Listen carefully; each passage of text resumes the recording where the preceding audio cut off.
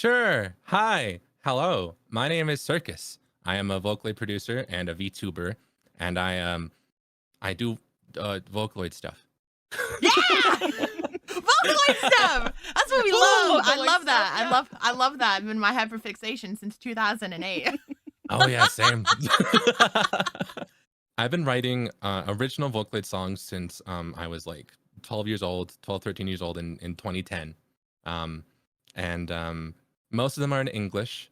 The biggest ones I've written are Insanity and Circus Monster and Copycat. I think those are my big three ones. Yes. I've won the Miku Expo song contest in 2015 with my song 10,000 Stars.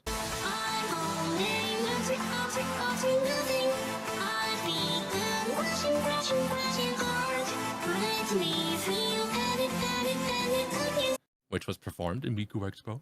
That's pretty damn cool. Yeah, that was such a wild moment for me. I cried multiple times.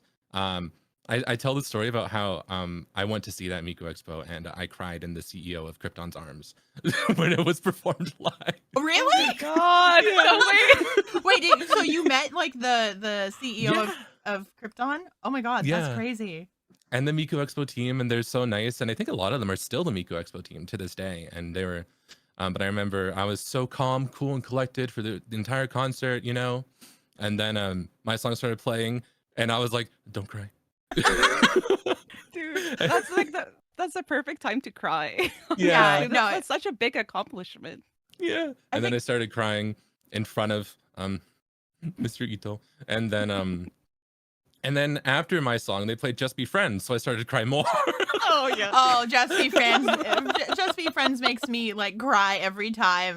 But I suppose what I've done recently is I have some songs in Hatsune Miku Colorful Stage. My songs Copycat and Goodbye.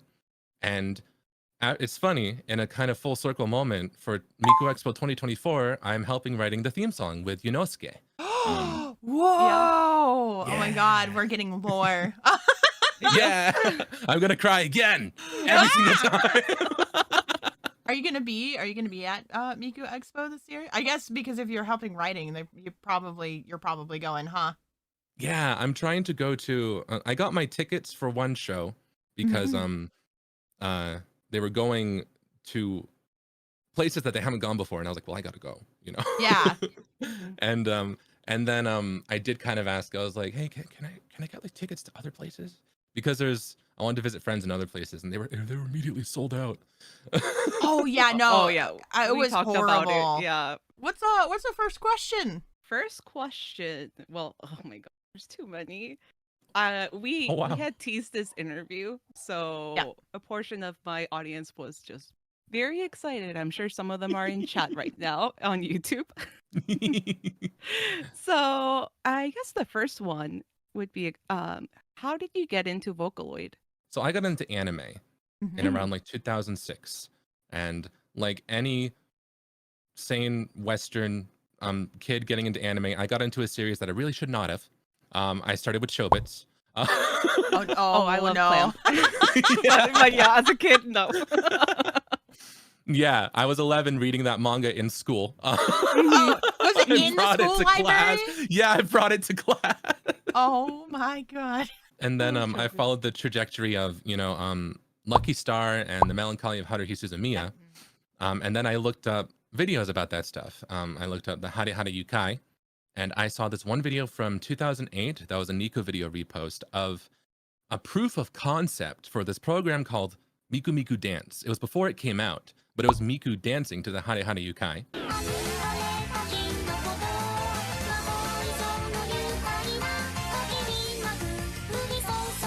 And she was singing it too. And I was like, who is this? And why does she sound so bad?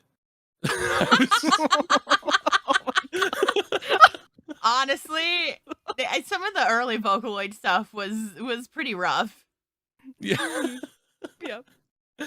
So then I went down a little bit of a rabbit hole, but I kind of put that aside for a few months. I was like, okay, I know about this, twin-tailed blue, teal, whatever character.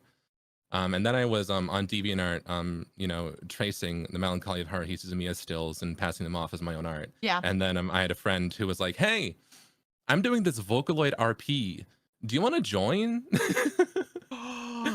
Oh no.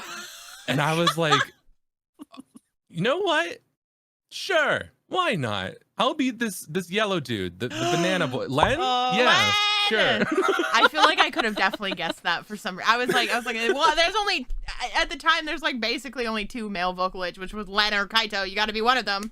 Yeah, and I was like 13 at the time, so obviously I was gonna be the one that was closer to my age. So Yeah. I remember RPing as Len, and then I had a lot of my middle school antics on DeviantArt, and then I saw a bunch of other people who joined the RP group, or at least were talking about their friends outside of the RP group who actually did like Vocaloid covers and original songs, and I got inspired to start my own, all because of DeviantArt RP is how I became a Vocaloid producer.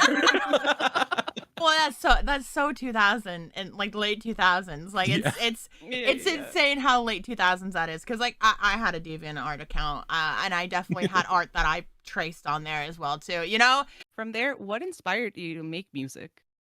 Once you discovered what Vocaloid was. Oh, let's see. To be honest, when I first started, I just made covers with characters, and I had some like fanloids, where you take a Vocaloid character and you just recolor it, basically. Yes. And then I made some like covers with other like Rin singing "World Is Mine" and stuff like that, being like, what would they sound if they did this? And then I saw an Utao user, Yesi-chan, who has the Utao Camila Melodia, and she was making original songs in Spanish with her Utao, and I was just like, we're allowed to do that? Oh my god, yeah. I had no idea. I was like, wait, we can do that? We can make original songs? I want to try that. And then I wrote a song about toast and how it was creepy.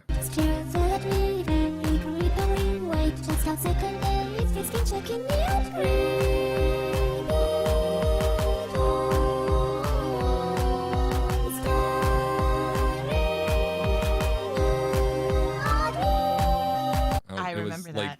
Yeah, it was 2010's RAR XD squirrel, so random humor. Yeah. I thought it was so hilarious back then because like we talked about this right before, but I've been following Circus here since Creepy Toast days, like which is crazy. Yeah. 13 years. 13 years, I know, that's crazy. I was like, oh man, I feel old now.